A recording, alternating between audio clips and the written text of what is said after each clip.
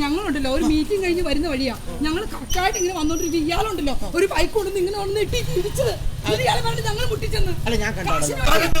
ഈ പെങ്ങള് കറക്റ്റ് സൈഡിലാ വന്നത്, ചേട്ടനാണ് റോങ് സൈഡ് വന്നത്. ഞാൻ കണ്ടതാണ് കേട്ടോ. അപ്പൊ ഈ വലിയ വണ്ടി വരുമ്പോ ചേട്ടൻ മാറ്റി കൊടുക്കണം ചെറിയ വണ്ടി. എന്താണ് വിഷയം? ഞാൻ ഈ ചെറിയ വണ്ടി കൂടെ റോട്ടിൽ കൂടി വരികയായിരുന്നു. അപ്പൊ ഈ പെണ്ണ് പിള്ളാ ജീപ്പിൽ വന്ന് ഒരു ഇടി ഇടിച്ചു. കൈയൊക്കെ വരും. അത് കഷ്ടമാണ് കേട്ടോ. നിങ്ങൾ റോങ് സൈഡ് വന്നിട്ട്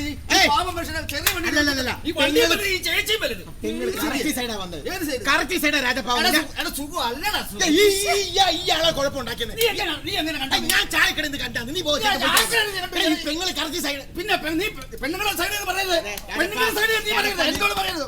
നീ പോരാ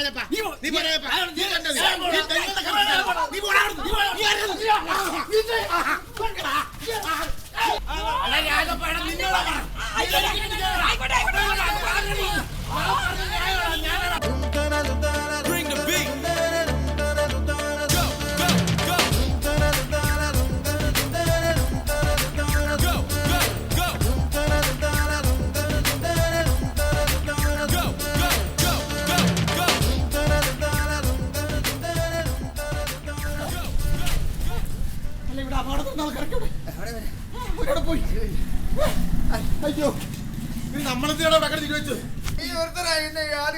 നീയല്ലടാ അയാളുടെ ഭക്ഷണം പറഞ്ഞിട്ട് എന്റെ വീട്ടിൽ കേൾക്കാൻ വന്നു. എന്റെ മുട്ടുകാല് പൊട്ടി.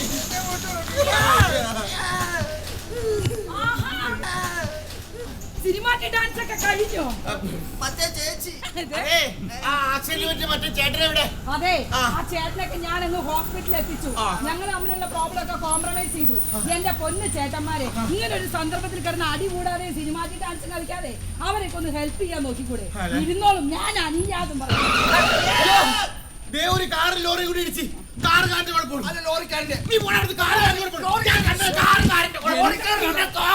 കുഴപ്പമാണ്. അതെ, റോഡിൽ പതിയിരിക്കുന്ന അപകടങ്ങളെക്കാൾ വലിയ അപകടമാണ് ദേ ഈ പോയ ആളുകൾ. ഇവരെയാണ് ആദ്യം നമ്മൾ സൂക്ഷിക്കേണ്ടത്. എങ്ങോട്ടാ ചേട്ടാ? ഈ റെയിൽവേ സ്റ്റേഷൻ വരെ പോണേന് എത്രയോ? എവിടാ? ഈ റെയിൽവേ സ്റ്റേഷൻ വരെ 65 രൂപ. 65 രൂപ? ഈ തൊട്ടടുത്തുനിന്ന് റെയിൽവേ സ്റ്റേഷൻ വരെ പോണേന് 65 രൂപ. 65 രൂപയാവും. ഓ എന്റെ ചേട്ടാ, പെട്രോളിന്റെ കാശെ കുറച്ചില്ല, എന്തെങ്കിലും ഒന്ന് കുറക്കാൻ പാടില്ലേ? ചേട്ടാ ഇപ്പൊ ചേട്ടൻ ഈ നാട്ടിലൊന്നുമല്ലേ ജീവിക്കണത്? എന്താണ്? ഇന്ത്യ ADB കരാറിൽ ഒപ്പുവെച്ചത് വലിയ മണ്ടത്തരൊന്നും ചേട്ടൻ തോന്നണല്ലേ?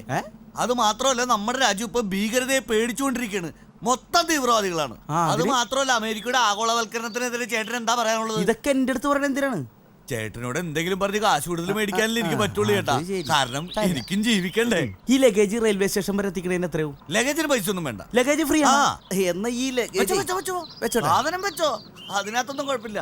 ലഗേജ് റെയിൽവേ സ്റ്റേഷൻ വരെ എത്തിച്ചേക്ക്. അപ്പൊ ചേട്ടൻ പറ്റില്ല? ഞാൻ പറ്റില്ല, ഞാൻ ബസ്സിന് വന്നുള്ള പറയില്ലേ. ചേട്ടന്റെ വണ്ടിക്ക് കാശ് തരണ്ടല്ലേ ലഗേജിന്? അയ്യാ അത് പറ്റൂല. എടാ വെപ്പ എനിക്ക് ജീവിക്കണ്ടേ? കാലത്ത് ഉടായ്പായിട്ട് ഇറക്കിയല്ലേ? ഞാൻ എടുത്തോളാം, ഞാൻ അല്ല പിന്നെ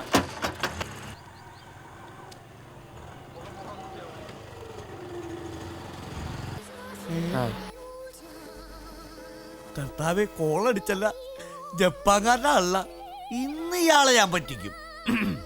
ഹലോ,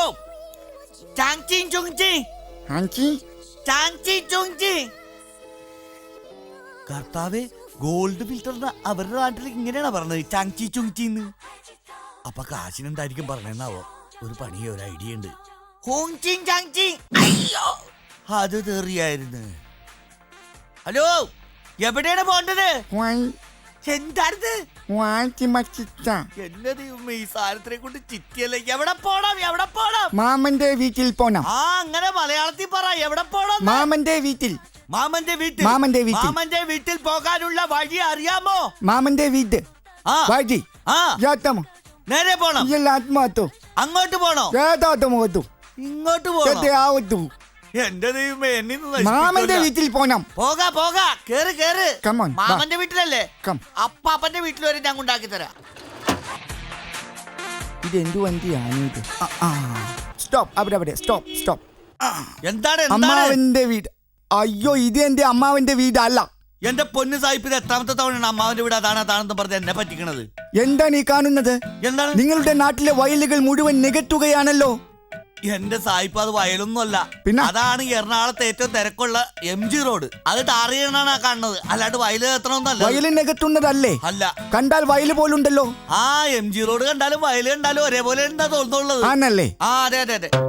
പക്ഷെ എന്തൊക്കെ പറഞ്ഞാലും ആ. നിങ്ങളുടെ നാടിന് പുരോഗതി ഇല്ല. ഓ ദേ, നമ്മുടെ നാടിനെ കുറ്റം പറയല്ലേട്ടാ. നിങ്ങളെ പോലുള്ള ചെറുപ്പക്കാർ ഇതുപോലെ ഓട്ടോറിക്ഷ ഓടിച്ചു കൊണ്ടു നടന്നാൽ എങ്ങനെ പുരോഗതി ഉണ്ടാവും? വിദ്യാഭ്യാസം വേണം. നല്ല വിദ്യാഭ്യാസം ഉണ്ടായാൽ മാത്രമേ നമ്മുടെ നാടിന് പുരോഗതി ഉണ്ടാകൂ. ഓ, ആ വണ്ടി പോയ പോക്ക് കണ്ടോ?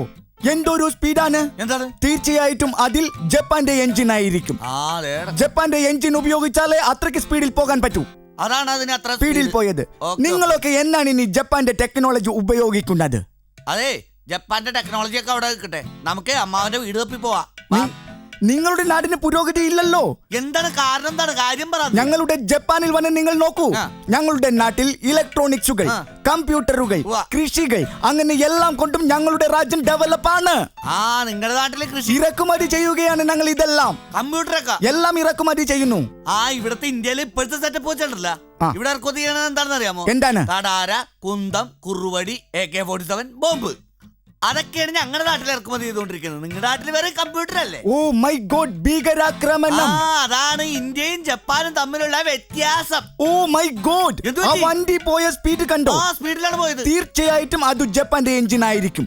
അതെല്ലേ? എന്നാണ് ഇനി നിങ്ങളുടെ വണ്ടികളിലൊക്കെ ജപ്പാന്റെ എഞ്ചിൻ ഫിറ്റ് ചെയ്യുന്നത്? നമുക്ക് അമ്മാവന്റെ വീട് നോക്കാന്ന്.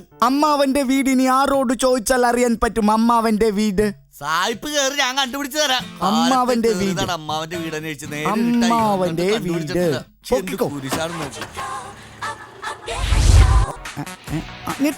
നിർത്തു. അമ്മാവന്റെ വീട്, അമ്മാവന്റെ വീട്, അമ്മാവന്റെ വീട്, അമ്മാവന്റെ വീട്, അമ്മാവന്റെ വീട്. ഏത്? ഓ, അത് അമ്മാവന്റെ വീടല്ല, ഫ്ലാറ്റ് ആണ്. ആ കാണുന്ന ഫ്ലാറ്റ് പക്ഷെ ഞാൻ പറഞ്ഞില്ലേ, നിങ്ങളുടെ നാടിന് ഒരു പുരോഗതിയുമില്ല. എന്താണ് ഇപ്പൊ വേണ്ടത്? നിങ്ങൾ ജപ്പാനിൽ വന്ന് നോക്കൂ. അവിടെ വന്ന് നോക്കൂ. ഇപ്പോൾ അവിടെ ഞങ്ങളുടെ വിവാഹം പോലും ഇമെയിൽ വഴിയാണ് നടക്കുന്നത്. എന്താണ്? ഇമെയിൽ വഴിയാണ് വിവാഹം നടക്കുന്നത് ജപ്പാനില്. ആ. പക്ഷെ ഞങ്ങളുടെ നാട്ടിൽ ഇപ്പോഴും ഫീമെയിൽ ആയിട്ടാണ് വിവാഹം നടന്നുകൊണ്ടിരിക്കുന്നത്. ഓ കൺട്രി ഫെലോസ്, എന്തു ചെയ്യാനാണ്? ഓ മൈ ഗോഡ്, എന്താ? ആ വണ്ടിയുടെ സ്പീഡ് കണ്ടോ? ആ. തീർച്ചയായും അതിനുള്ളിൽ ജപ്പാന്റെ എഞ്ചിൻ ആയിരിക്കും. അതല്ലേ? ഞാൻ നേരത്തെ പറഞ്ഞതുപോലെ നിങ്ങളുടെ വണ്ടികളിലൊക്കെ ജപ്പാന്റെ എഞ്ചിൻ വയ്ക്കും. നല്ല സ്പീഡിൽ ഓടാമല്ലോ. സ്പീഡിലോടെ ജപ്പാന്റെ എഞ്ചിൻ വെച്ച് ആ. കഴിഞ്ഞാല് എന്റെ പൊന്നു ജപ്പാൻകാരെ 10 മണിക്ക് കാലത്ത് 10 മണിക്ക് ഓട്ടോറിക്ഷ കയറിയതാണ് അമ്മാവന്റെ വീട്ടിൽ പോകണമെന്ന്. എവിടെ അമ്മാവന്റെ വീട്? നേരെ ഇരുട്ടാറ ഇനിയാണ് അമ്മാവന്റെ വീട് കണ്ടുപിടിച്ചില്ലേ? എവിടെ എന്റെ അമ്മാവന്റെ വീട്? കേറി എന്റെ അകത്ത് കയറി, ഞാൻ എവിടെയെങ്കിലും കൊണ്ട് ആക്കിത്തരാം. ഇത് ജപ്പാനിൽ നിന്ന് ചങ്ങല പിടിച്ച് അമ്മാവന്റെ വീട്. എന്ന് തോന്നുന്നു. ബാറ് പൂട്ടുന്നതിന് മുമ്പ് അമ്മാവന്റെ വീട് കണ്ടാ മതിയായിരുന്നു. സ്റ്റോപ്പ്, നിർത്തു. കിട്ടി, അമ്മാവന്റെ വീട് കിട്ടി. ചുമന്ന ഗേറ്റ്, അമ്മാവന്റെ വീട്.